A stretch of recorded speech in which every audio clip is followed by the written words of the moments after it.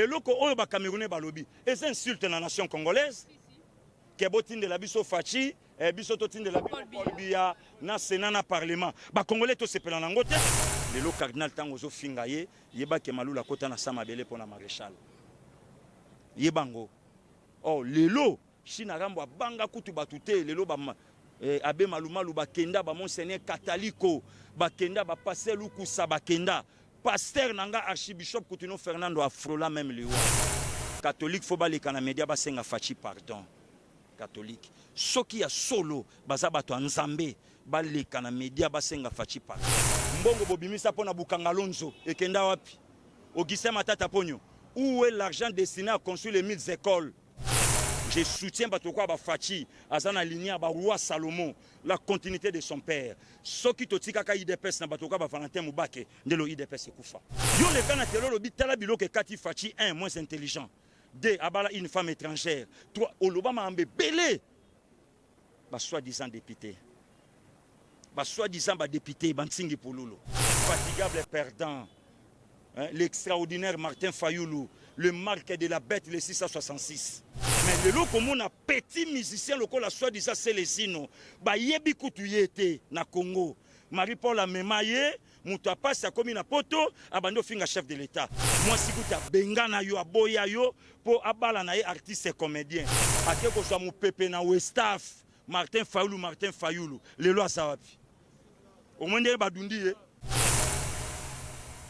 Mbote na biso nyonso tu mbote na bandeko oyo bazali banda ya Congo RDC to pe bao baza na kati ya RDC na pesi bino mbote en tout cas esengo ya koyeba ke bozalaka wana vraiment ebele mpona kolanda biso biso pe tosalaka effort mpona koyela bino bainformation parce que toyebi ke sa yango mobulu bozalaka na posa s'informer à tout moment yango wana pe biso tolingaka kosala mosala na biso voilà pourquoi tokitaka na badescente sur terrain tokitaka na ba parti politique okutana na ba bandeko oyo bazaka balobeli vraiment ya Congo wa explicitaka biso malamu alors lelo nazana moko oyo benge na kombo ya Pasteur Gili aza mokonzi ya ba parlement debout lelo vraiment na sepeli na yamba ye lisusu aza mopaya te aza mwana ya ndako ya solo mais bino moko pe boyebi ye moko pe akozangisa te koloba boni moi namboka Pasteur Gili. Non, ça va bien, Julien. Nzamba zobatela biso toza bien. Naza moko ya ba président parlement debout. Parlement nangeza na Kabinda, croisement Kabinda Bokassa na Pokwa. Naza moko pe ba communicateur ya ba parlement. Naza chouchou ya diaspora. Ouais, chouchou naza porte-parole ya ba diaspora. Wana brasa wana vient nga Clément Mastakim tapesa nga na vient nga Marie-Paul Mouta. On va taper ça un brassard alors donc voilà un peu quoi donc la connotation nanga yango ne pour naza dauphin il y a président Fachi en 2043 donc là il y a pas de souci donc voilà moi mboka Pasteur Gili alobi aza le chouchou de la diaspora. Moi aussi je confirme qu'il est vraiment le chouchou de la diaspora Yarosamba Rutu Ezate. Alors est-ce que vous que Komboana babenga ngo bokechu premier wa Yambo azo sa ba bêtise belé ces derniers temps aux réseaux sociaux ils ont popularisé d'une manière à d'une autre. Bon personnellement bato bakocharanga balingima excusez les sousna le belaso bato ka ba bokechu te. Lelo bokechu comme ça la soni ya tout un peuple. Bokechu aza mongo mais bokechu ayeba ke lelo comme ça la soni ya ba mongo. Tribu nga pe na ça. Bokechu ayeba ke na mboka oyo na Congo premier intellectuel à l'étranger entre autres na Belgique wana mongo aussi vieux Bomboko Lokumba paix à son âme. Donc lelo bokechu abandi ko cracher encore sur la mémoire. Il y a vieux Bomboko bokechu abandi ko cracher encore na mémoire. Il y a bato ba bunda na mboka oyo bokechu abandi ko cracher na mémoire na lutte ya peuple congolais. Bokechu abandi ko cracher na mémoire. Il y a lutte ya IDPS o IDPS abunda pour conquérir pouvoir. O bokechu azola lelo mukanda na poto po na IDPS. Lelo bokechu azui drapeau ya mboka akati. Président Fachi alaka na raison ya kolobake, c'est pas le Rwanda qui combat la RDC, Mais ce sont les Congolais eux-mêmes.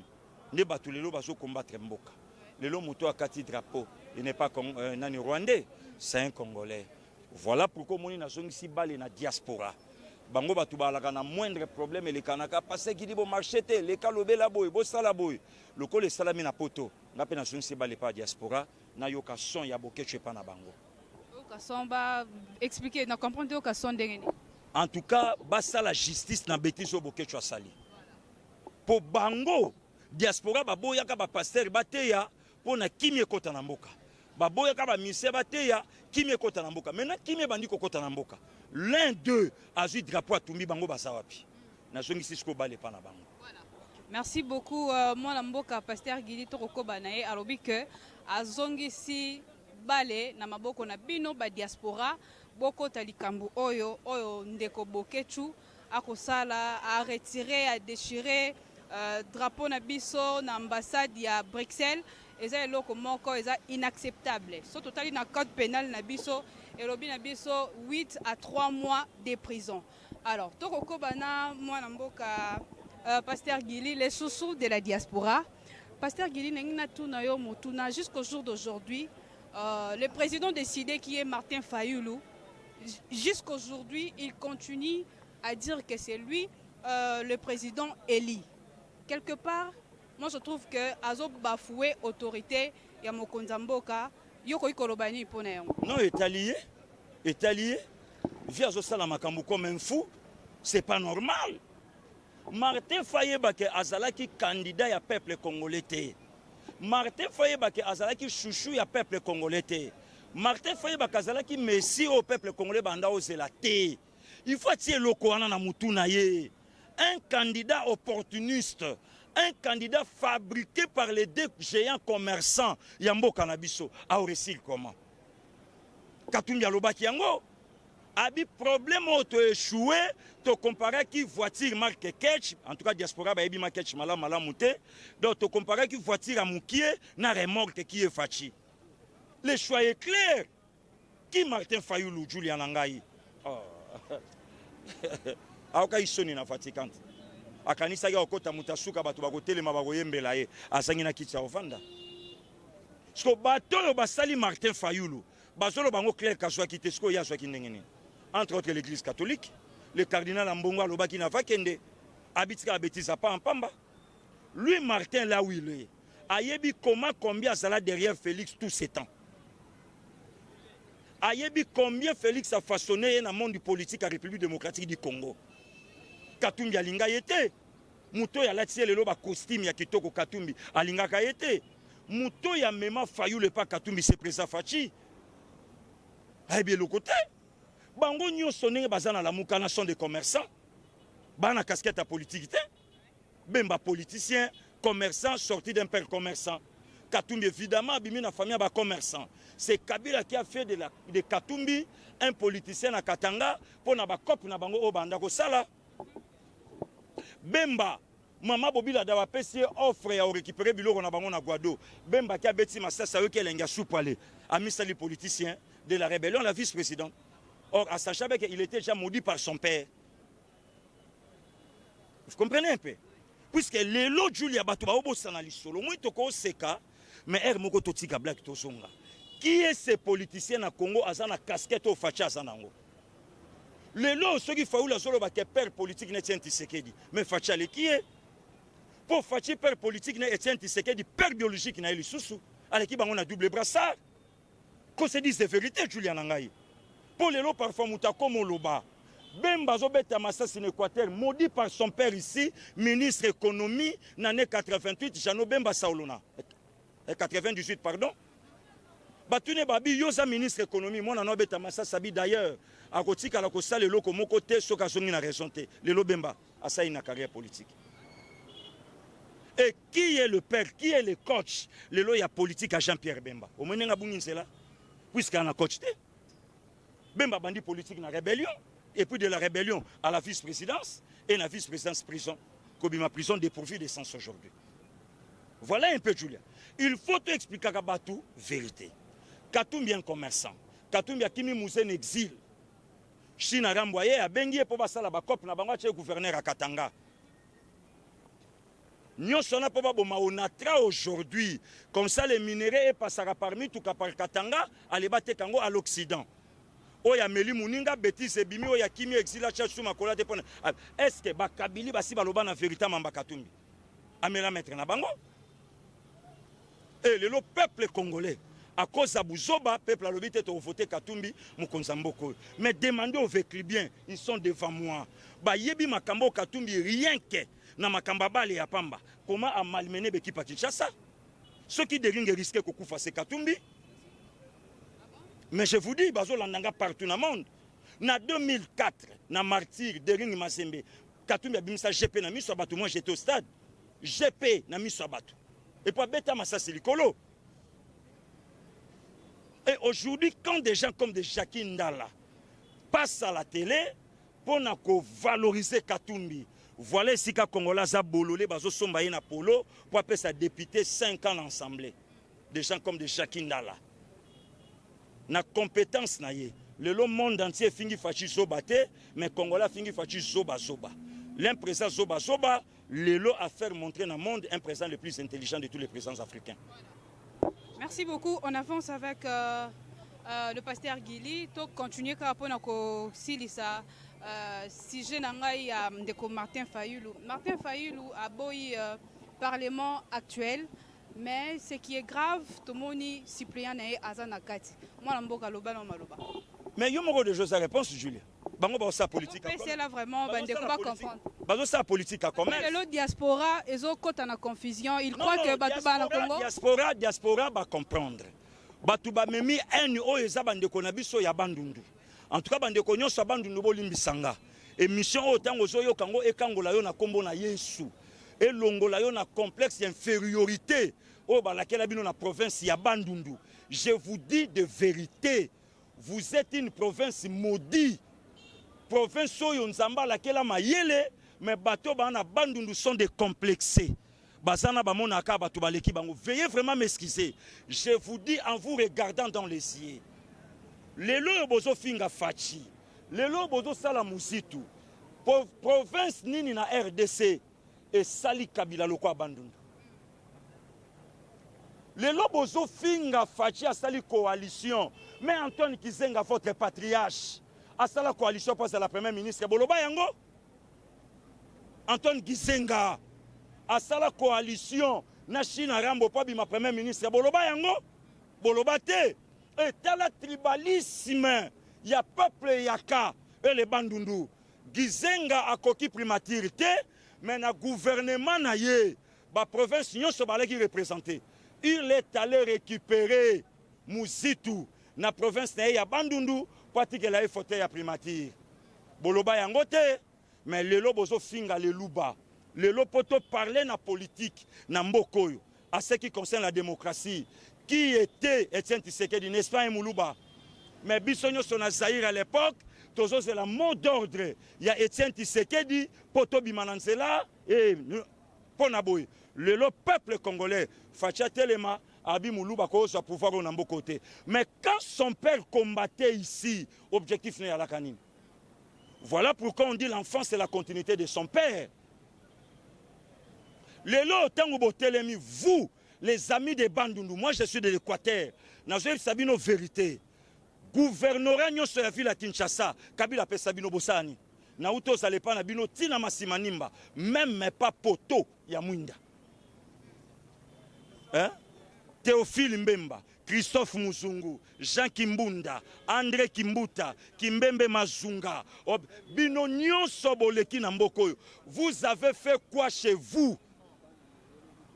Au moins Masimanimba construit par Kinke Mulumba. Kenge n'en parlons même pas. Tolukali Pakolia journée mon mais aujourd'hui vous passez à la télé pour critiquer. Vous étiez ici, Adolphe Muzitu. Au côté d'un parlement, au Bima, a plus de 300 maisons. Mais Lelo, Ozana pona critiquer Fachi o ya commissaire opposant. Yo zalaka na Palou, Palou balaka na FCC, Palou balaka na Liena China Rambo Joseph Kabila. Yo comment opposant na ligne pona Fachi? Hein? Au comment opposant pona Fachi? Il faut qu'on vous dise de vérité. Voilà pourquoi la Bible a raison que sagesse a mouté vendre na âge na été. Donc vous pensez que ce bozaba mikolo na bisondo zamayele non? Non, Julia, il faut te dire la vérité. Viens le col honoré Ngwanda. Passe à la télé.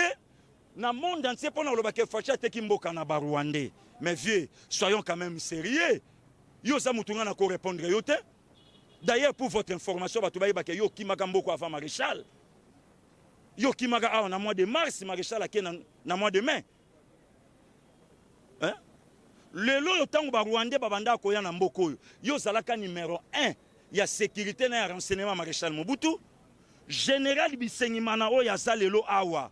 Azalaka lieutenant garde civile chargé ya sécurité ya renseignement ya général Baramoto. Yo zalaka république o yebaka ete. Miko telesela ela biso communication na mboko yo Rwandais. O yebaka ete. Kisangani kwei na avril 97, un mois avant Chit. Kengo Adondalobi, d'ailleurs, moi je ne suis pas Zaïrois.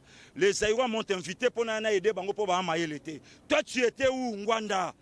Alobi, moi je suis rwando-polonais, d'ailleurs mon nom c'est Léo Lobich. Toi tu étais où? Aujourd'hui vous passez à la télé. Tangu papa Tshisekedi ayebisi musée. Yoza Congolais mwana mboka. Bato ba na simano ba paya. Futa bango mbongo bazonga. Nanya finga papete na mboko yote. Congo, obosani ke bo pesaka bizimakara ministère affaires étrangères, bobi diplomatie salaka libanda pour na Congo. Bo zwan soko bo kotisa na ndaku nzoko avimbi lelo bo tinda facha bomaye. Tant bo kotsaka na ndaku boyeba teka okola. Boyeba ka teka nzoko okola. Lelo bo komo ba fachi muta ba tele bona na kotsaka e. Po facha ba tele skona na kotsaka e. Voilà. Voilà. Et lelo yo vieux honoré Ngwanda. Vous passez à la télé, d'ailleurs, dans Otunayo. Est-ce que vous avez un pasteur qui est là? Pour Obanda à côté, à GP, comme ce qu'il y a eu en plein matin. Est-ce que tu es là? Vous avez un pasteur? Voilà. Dans les Sika Batouya, il y a un moment où Congolais ont Kotanga Mingite, soit disant Moutamayele, mais excusez, via commis dépourvu de sens. À 8 mois. À 8 mois. Vous avez critiqué Moutou, Koleka Mouta 18 ans. À 8 mois. Bozo critiquer Moutou Koleka Moutou à 32 ans. Les lots bozo télémé la gratuité. Mboke komi passi, je vous demande. Où est l'argent destiné à aérogare en Sélé? Et non Yanjili. Mbongo bobimisa po botonga aérogare ekenda wapi? Mbongo bobimisa po na Bukangalonzo ekenda wapi? Augustin Matata Pogno. Où est l'argent destiné à construire les 1000 écoles? André Kimbuta. Où est l'argent destiné à construire les 300 écoles dans la ville de Kinshasa? Au Kenda, le monde n'a mais au Kaba parents va Sibir Kimbuta, n'importe quoi. Et aujourd'hui, vous pensez, il y a qu'aux encore na pouvoir, na plan machiavélique, na bino, pour renverser Fachi. Même les dieux du ciel, à Ochabino na confusion. Merci beaucoup. Tosenge o matondo mingi na ba mituna oyo ozongi simeto kende pai tozonga epai ndeko gili. Aujourd'hui, que chef de l'État, on dirait pas à la faiblesse mouké parce que tant que on aurait ngwanda ba kofinga, ba kokonyangi ba kofinga, hein, ba bokechu ba kofinga, ba tunyoso tuana ba kofinga, mokonza mboka kolobelo romaote. Aujourd'hui, que tant bazolo ba que aza dans la peau d'une autre. Entre autres, tout le monde a des connexions en kingakati. Torolobani pone yango. Non, Julia, on a écouté ça dit n'importe quoi. À la peau d'une autre non. Pour ceux qui allaient dans le Katumbe Nemi Jirachi na Rambo ko zonga wate. Mwanantse Nemi Jirachi na Rambo ko bimate. Et jeune idiot Mindonga la vie nanga honorable Frank Diongo ako tambola te. Démocratie bolukaka yango yo. Tant maréchal alobaka la démocratie c'est un luxe pour les noirs. Bochaka etembe. Mitterrand pardon. Bochaka etembe. Maréchal a ekolobabi la démocratie n'est pas bon pour les Africains bochaka etembe. Car c'est état de droit yango. Tango ko simba o état de droit. Donc Congolais zobo sa na démocratie na anarchie. Congolais zobo sa na liberté na libertinage. Eh mboka nini mutakoyi koleka finga chef de l'État. Romains chapitre 13, c'est la malédiction. Vous allez encore plus loin à zoba zoba. Mais montrez-moi mayele na buzoba ba pour vakango. De quel coin sorti China rambolelo Congolais koka olobate? Pour éviter que moindre pépé bakeno na kingakato suis ma kofi. De quel coin muzabi ma Congolais meka olobate? Pour éviter que soko lobi ba becho fimbu kolandisa ma âge na yo. De quel coin sorti maréchal Mobutu Zaïwa koka kolobate? Pour ba kopikola même nanda kuna bino. Mais les lots Congolais abimi un garçon vilain de nature. moins intelligent, a gagné même un procès communal comme Nico Maïngele, passe à la télé, soi-disant avocat, licencié en droit, n'importe quoi, pour insulter le chef de l'État, vilain de nature, à jouer l'ongateli, satiki maboko noir. Avocat. Avocat. Okozwa mutoloko le pengaza na forme banilotique. Mais passe à la télé pour insulter le chef de l'État, c'est comme si on dirait la famille na bango, bazata na bourgmestre Kakolo Belay. Mukeba ya chaki tembeye wana cycle comme mataye na prison. Lelo ye wana ba komo senga liberté provisoire. Il était joyeux le jour il y a procès, il était très joyeux. Julia Vana yo hypocrisie. Hypocrisie. Je vous dis frère, c'est de l'hypocrisie. Souffre mais à cascade mon kaka. Wana azolinga faire monter na batu que c'est un ganga film. Tala. Omoni politicien mokaza, mutu moko tana iloko Alexa Fachi Moussapi. Tout ce monde-là, l'ennemi wana bazoloba, ba faire réunir ba effort na bango ba maile na bango vis-à-vis ya China Rambo, mais China Rambo seka bango. Na kati ya China Rambo seka bango. Aseka bango, les Congolais moins intelligents, un peuple naïf. Julia, nazoloba monde entier zolandanga. Lelo tozana frère na biso na pouvoir. Notre frère, notre sang, Fachi, Félix Antoine Tshisekedi. Jida Zoyebi Sabande Konaye. Alobito Bomayete, c'est notre frère. Il a notre sang, le sang de notre père. Malamuguto te kataya kendeketo Bomaye. Mais le lot congolais a préféré à sacrifier Fachi au détriment ya numéro 4. Oyoti le même matin mi intime na kola na yena kisasa to monate. Voilà. Abosani ake na makala lobi ke koko na kola na ngaba kuta pesa veni Fayulu ba makalo ba lobi na makala veni Fayulu ya lakate Fatundu abosani vertige a pété ba plomb. Le lot congolais a préféré à élever Barabas qui est Martin Fayulu au profit à Jésus qui est Félix Antoine Tshisekedi. Papa Abundi, peuple zaïrois balandi et peuple congolais, un peuple qui a hypothéqué même l'avenir de sa famille pour la nation. Ba betaye ba caché dans nzoto lelo akena nango na sama belé. Le peuple congolais telema bimulu ba koza pouvoir te. Ça c'est de la sorcellerie. Mais tant que tobandai ko c'est la mot d'ordre limité, to yebaka te que papa tiena la ramuluba. Voilà un peu. Tant que tobandai ko c'est la mot d'ordre bongo limité ba lobi nini, to yebaki te que papa tiena la ramuluba. Lelo Fachi telema babi muluba azwa pouvoir te. Fachi muluba, de quelle tribu est sorti Martin Fayulu? Si Fachi Moulouba, de quelle tribu est sorti Martin Fayulu? Allô Banabiso, moi je suis mongo de l'Équateur. De quelle tribu est sorti Martin Fayulu? Puisque Lelo et Moutavandi na poto, azomona loko azana ciel. Et lobi na ngonde konanga Yves Luamba lobi Masananga, na poto il y a beaucoup de bourriques. Oui, auparavant, tu vas quand ça se moutaouti poto et maïle belé. Au contraire, on a poto beaucoup des idiots. Donc moutake poto atikala ko sala ta formation mo côté lobi nango. Ata fait nanga boni moto gachi. Donc caillou na caillou, aza na France ayebi ata français te, aza na Angleterre atika ko yeba ata anglais te. Mais le loko mona petit musicien loko la soi-disant c'est les sino. Ba yebi kutu yete na Congo. Marie-Paul a memaye, muta passe comme na poto, abando finga chef de l'État. Moi si kuta benga na yo aboya yo pour abala na ye artiste et comédien. Wana ya moni angote. Voilà un peu. Voilà.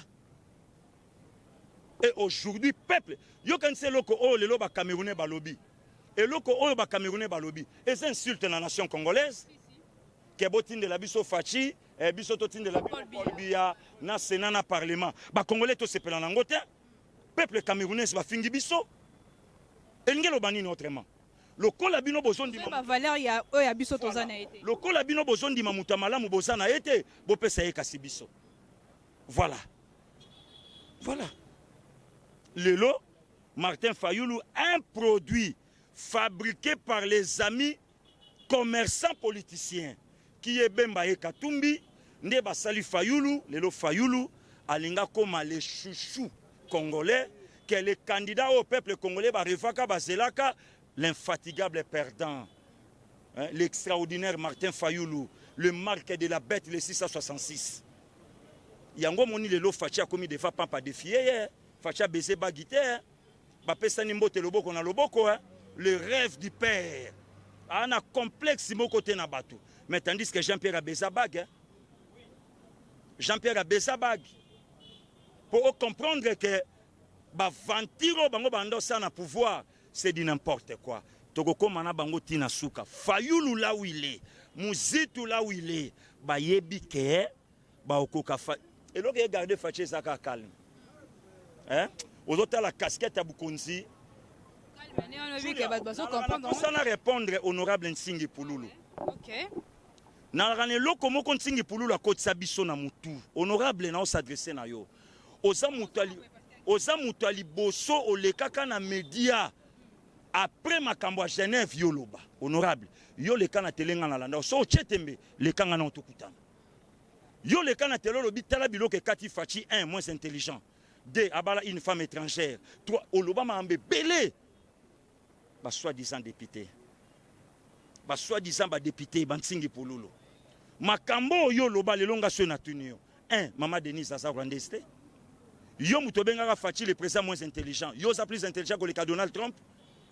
Alors bakena tikali koyoka discours et tout inga ite ya un président africain comme toi. Lelo yo le ki Trump na mayele. Boko sala confondi na mboka oyo pe grâce au Fachi nango likolo boko comprendre que bénédiction ya mboka oyo e kota na nzela na ye. Un jour nsamba lobaka na Bible na ye yo mutotie tembe na lipamboli ya mboka nanga.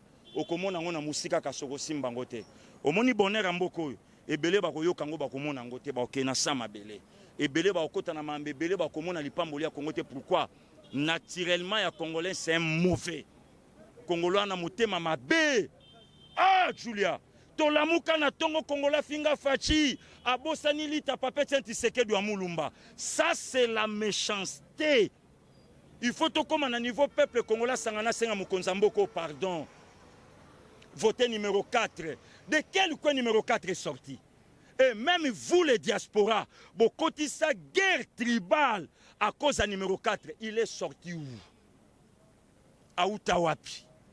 À quelque chose mon pépé na Westaf, Martin Fayoulou, les lois Sawapi.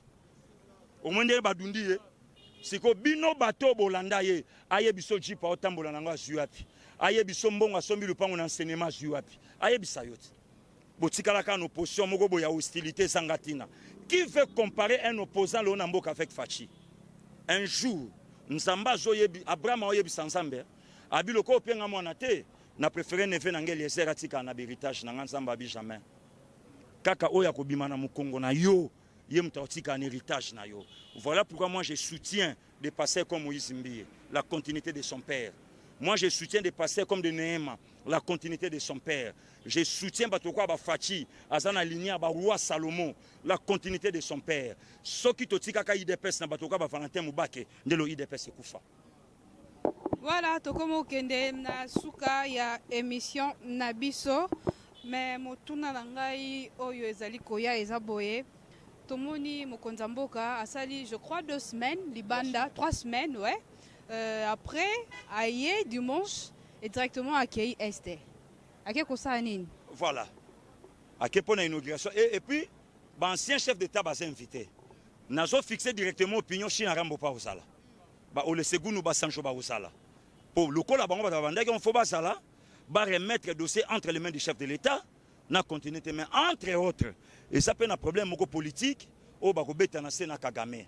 Pour yoki 12 officiers na Rwanda bakufi baliami donc Kagame pe soit comme na posa a sokola maboko donc fayambola puisque fa funda pe China Rambo donc Kagame fayambola donc wani za masolo ya samesa wani ya masolo bongo politique o facha obeto telemela ndengeni oyokite Julia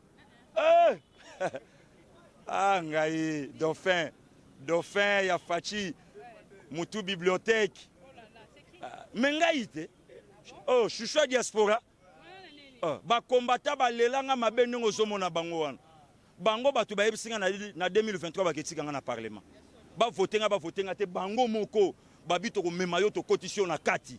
To peso kiti no boto tala mta obenga. Ya hapo bazali banda balinga pe ko yata. Bango ba kota ko zomona bango ba terroriste ba bengana Mobutu ba bengana Musa Kufa et puis ba bengana China Rambo. Bango bango ba yesinga babi dauphin na 2023 to ko memona mutu. ACLC bakosa babaza. Zelana expliqué retour à chef de l'État pour n'y attaquer en pour batu bazo tout na ba retomber.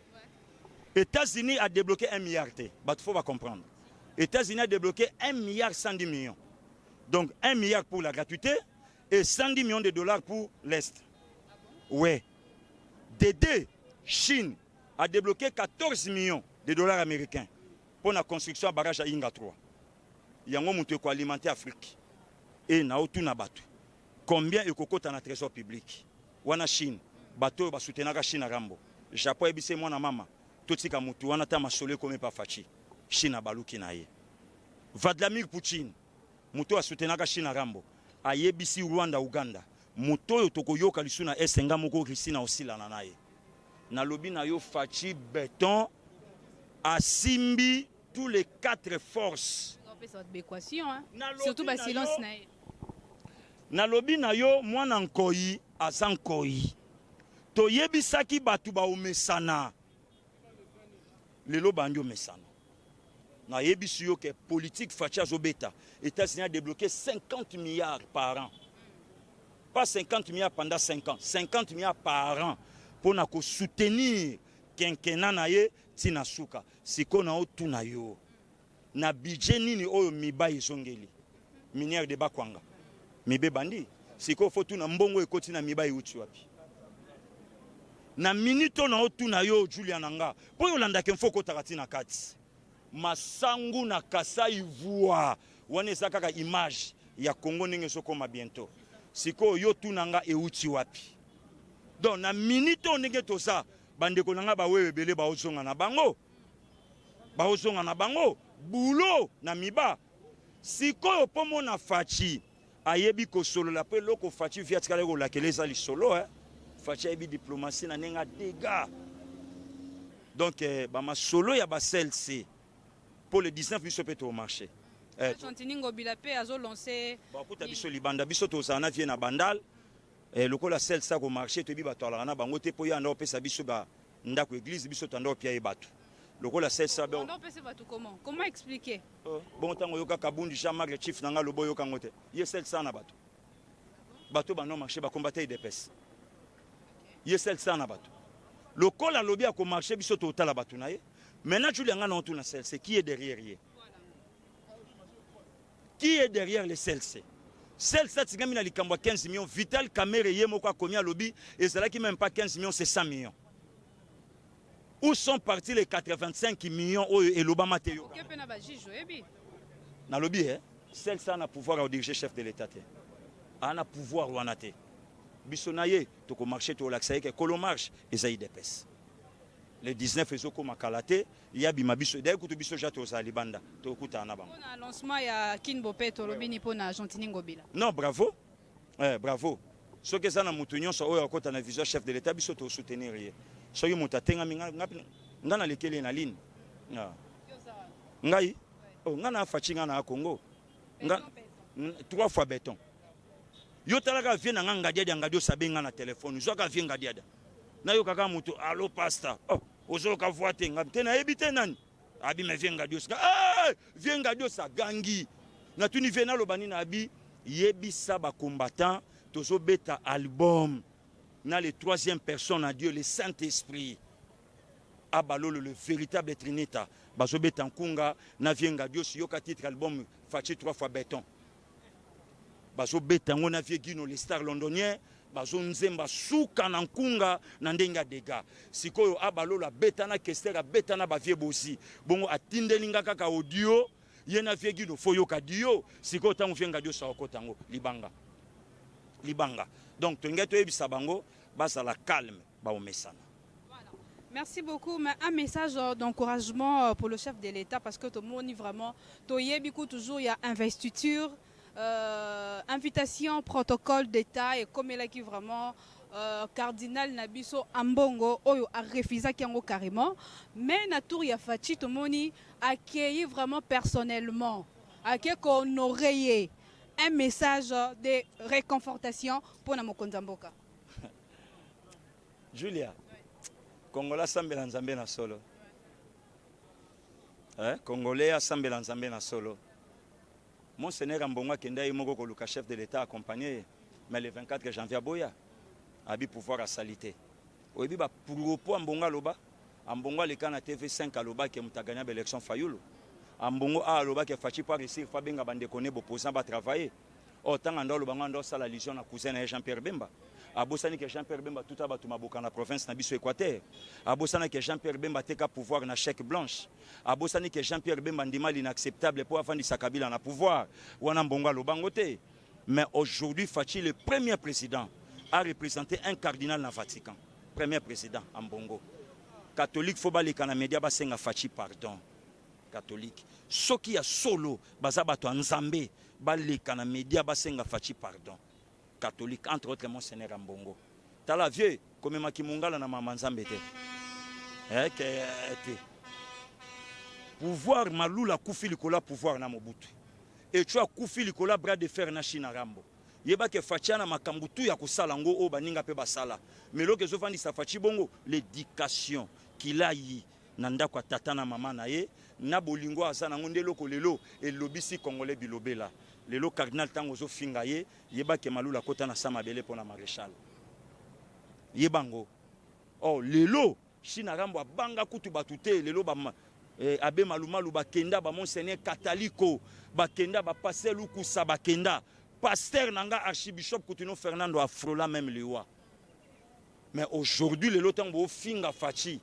Azape na pouvoir osa o batunyo so basala, mais l'éducation. Na bolingo azana, on sait que Fachi est le plus pasteur que vous autres. Merci. Voilà. Bambote pour nos kabwana yo. Pour ça na boy pasteur Guy. Merci beaucoup. Joanga na plus 243 89 57 70 570 89 57 70 570. On a numéro nanga WhatsApp. Sur le numéro sur un appel normal, on a plus 243 81 60 87 825. 243 81 60 87 825. J'ai salué depuis la Maison Blanche, j'ai ma beauté plus beauté égale élégance. Na salué mon ami Maître Chinyongolo Chichi. J'ai salué Tony Teza. Na salué Papa Edo. Na salué Papiloma. Na salué Bandekwe Belen États-Unis. Vraiment, tout cas, nous sommes Pambola Bino na ye na Canada. Grande sœur Nanga Esther Ntumba, na Zoyo Kayote, na salué yo, na salué Maman Kati, na salué Maman Marie-Jeanne Nkuta, na salué Bandekonyo Sokulutu Nanga Félix Emmanuel Mafakala.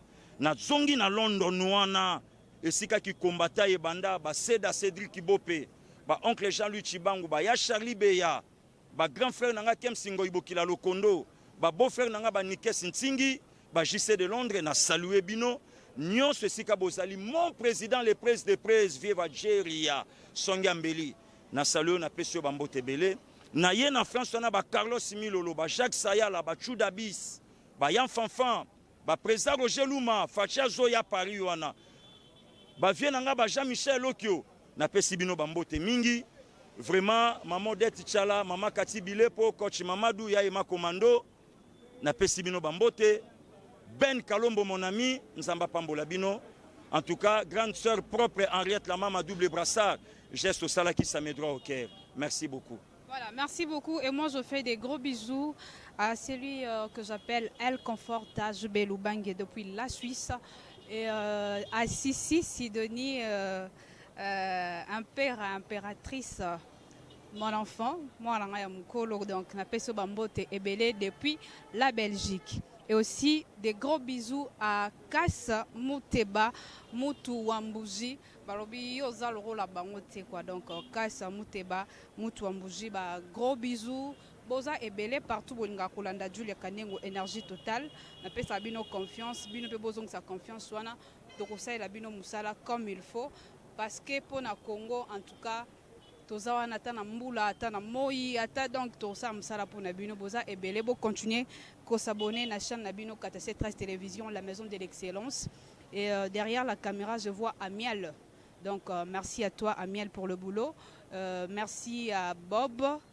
Na montage na pesio mbote belé viron na pesio pembote belé Bob Sakadika yalinga basi sa komoneti na suka bo s'abonner massivement bisona pasteur Gili Tobi ke soki nzambe nano zongi te tokokuta na prochainement kaka na KTC 13 télévision. Bye bye.